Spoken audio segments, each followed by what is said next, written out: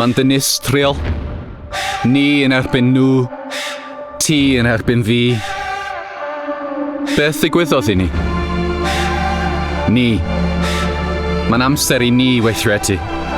Achos mae hyn yn broblem i bob un ohonom.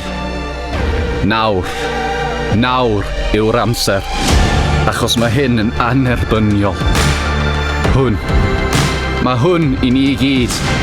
Achos mae beth sy'n effeithio un ohonom yn effeithio pawb ohonom.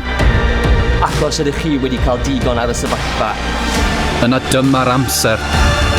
Amser i ymuno ar ymgyrch. Cartref yw bopeth. Felly brwydrwch drosto. Brwydro dros cartref.